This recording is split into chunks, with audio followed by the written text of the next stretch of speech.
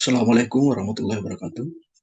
Mahasiswa sekalian, salah satu desain penelitian yang sering menjadi pilihan para mahasiswa dalam menyusun tugas akhirnya, baik skripsi, tesis, ataupun disertasi terutama ya, yaitu menggunakan desain pengembangan.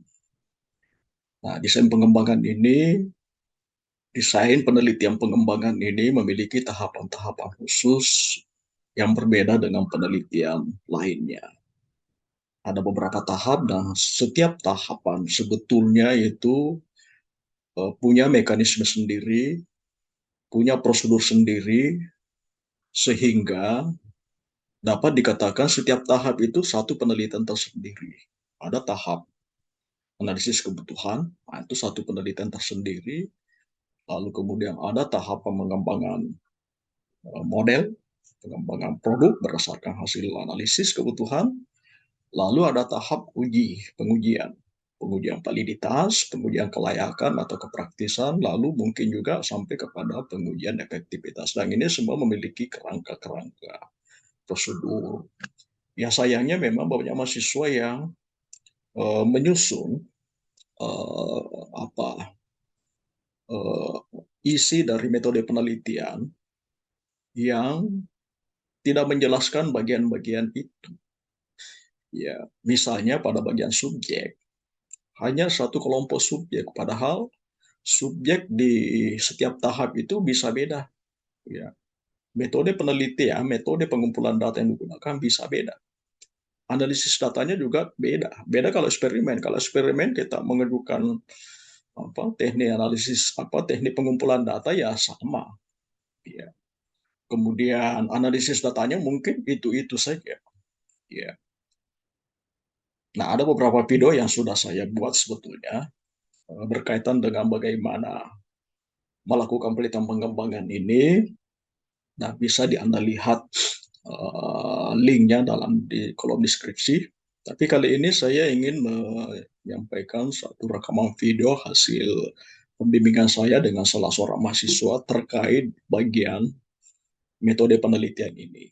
Ya, khususnya beberapa bagian yang sering menjadi sorotan saya, yaitu subjek penelitian, instrumen dan teknik pengumpulan data, dan teknik analisis data. Ya baik, silakan disimak videonya. Subjek penelitian kan ada subjek penelitian untuk analisis kebutuhannya, siapa itu? Siapa saja yang terlibat. Kemudian subjek subjek untuk uji validitas, subjek untuk uji kepraktisan, dan subjek untuk uji efektivitas. Saya kira beda itu, Bu ya. Beda. Ya. Karena yang diuji analisis kebutuhan nanti kan ada juga dosen kan. Iya, ada. Berdatanya uji kepraktisan ada dosen. Nah ini seolah-olah ini kan cara berpikir bahwa seolah-olah ini eksperimen. Meneliti 47 orang, enggak, salah. Subjek penelitian dalam pengembangan itu adalah subjek penilai. Bukan subjek yang diteliti, karena yang diteliti adalah produknya. Ya, yang dalam penelitian kita memerlukan orang itu fungsinya bukan untuk diteliti dia, bukan. Yang kita mau teliti adalah model kita. Nah, nanti kita teliti siapa siapa yang akan kita jadikan subjek untuk mengetahui bahwa ini dibutuhkan. Oke? Nah, Iya. siapa yang menjadi subjek nanti untuk menguji validitasnya? Siapa yang menjadi subjek untuk menguji kepraktisannya? Harusnya ada di sini. Ya, bisa di poin-poin saja. Ini terdiri dari beberapa subjek, disesuaikan dengan tahapan. Ya, subjek penelitian pada ini, subjek ini. Nah, ini juga instrumennya, Pak. Harusnya ada instrumen untuk analisis kebutuhan apa? Nah, keterlaksanaan pembelajaran itu pada tahap apa itu? Data apa yang diambil di keterlaksanaan? Ya, harusnya instrumen itu pertama, instrumen analisis kebutuhan, instrumen uji validitas, instrumen uji kepraktisan, instrumen untuk uji keefektivitas. Jadi ada empat ya. Karena prototip itu ada instrumennya. Yang ada instrumennya adalah instrumen untuk uji kebutuhan. Apa yang Bu pakai di uji kebutuhan?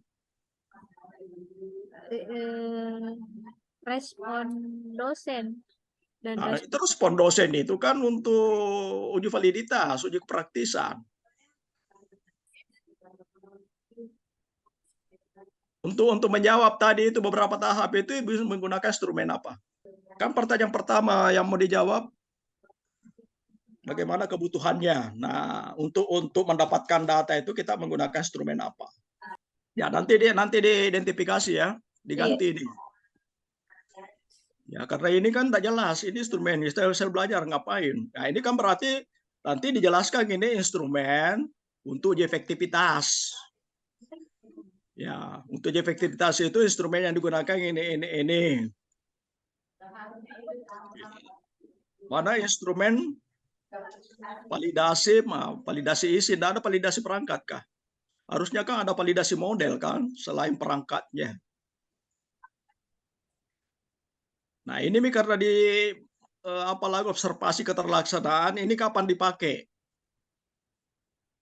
Untuk menjawab pertanyaan yang mana? Ya tentu kepraktisan kan? Ya, iya.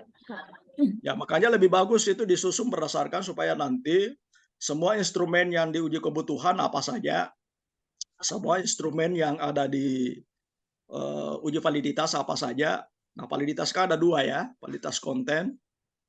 Atau samakah? Berapakah validatornya, Ibu? Dua, Pak. Sama instrumennya? Iya, sama, Pak. Harusnya beda.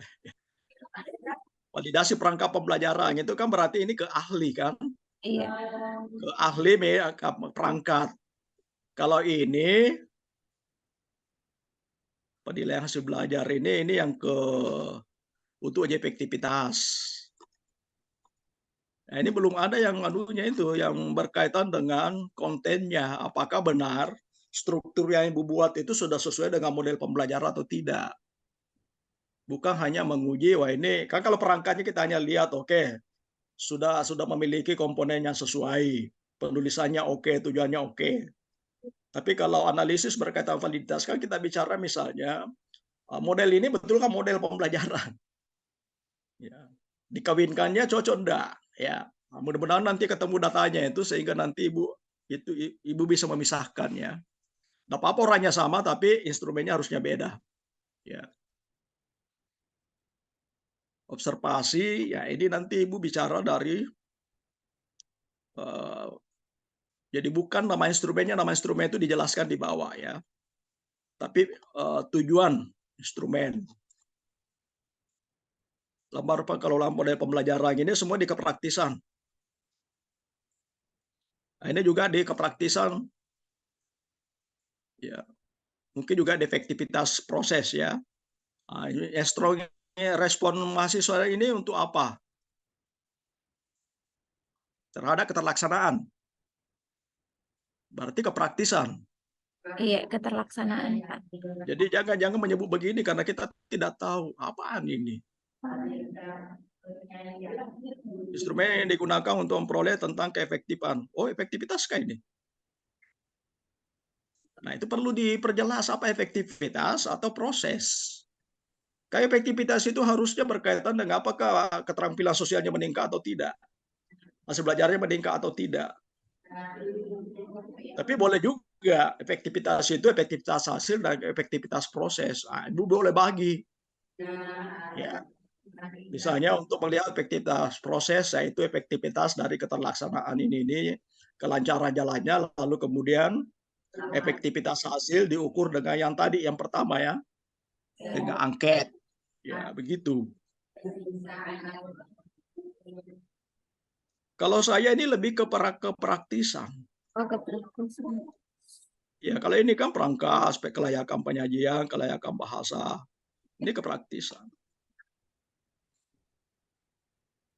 Kalau saya penelitian saya biasa menggunakan kata apa keberterimaan ya, angket respon siswa. Ya ini kepraktisan.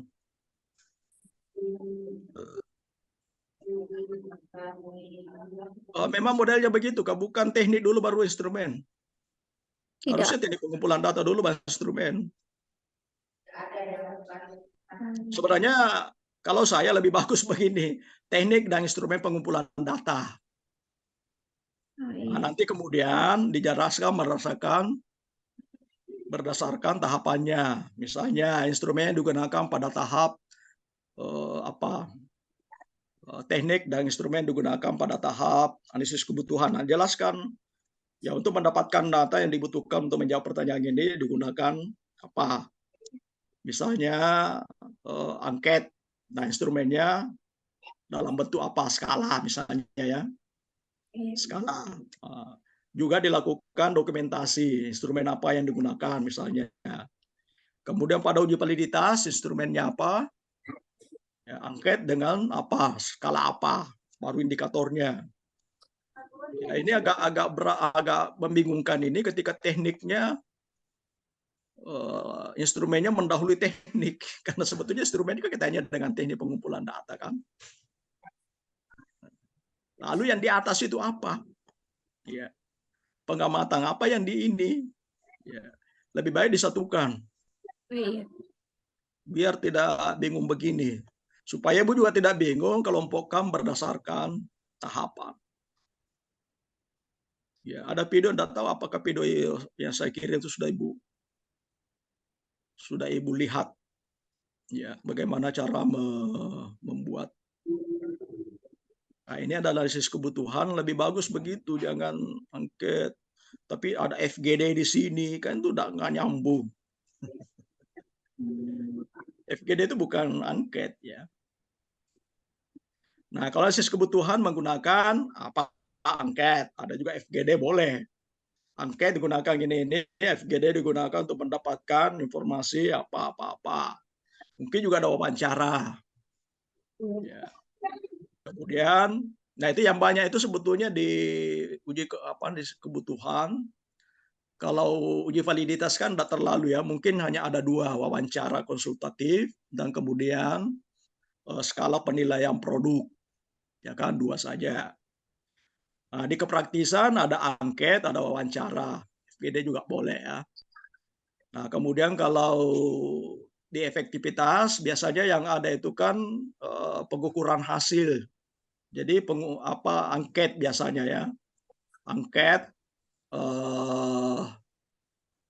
angket mengenai keterampilan sosial. Kalau hasil belajar diambil dari mana? Dari Apa dibuatkan tes khusus atau diambil dari data dosen?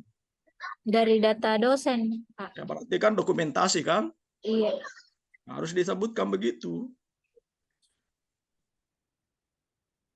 Nah, justru Bapak Ibu tidak bilang begitu dokumentasi, hanya mengenai nama-nama mahasiswa. Nggak perlu. Ya. Justru dokumentasi digunakan untuk mendapatkan data. Hasil belajar siswa yang ada dalam catatan dosen. Kan itu dokumennya dosen kan? Ya, artinya Ibu tidak mengembangkan tes khusus. Seandainya Ibu mengembangkan tes khusus, maka kita menyebut tes hasil belajar. Ya kan? Oke, saya kira itu cara mengorganisasi.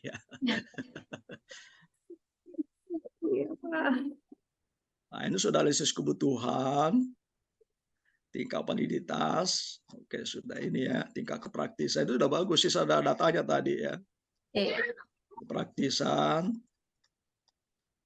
nah, uji efektivitas. Oke. Ada tuh sebetulnya pengujian yang bagus, Bu. Jangan ada ini uji normalitas, karena itu uji prasyarat. Jadi masukkan misalnya untuk menguji hipotesis digunakan, nah penggunaan itu sebelumnya menggunakan uji normalitas data. Jadi persyaratan tidak sama ya, tidak setara.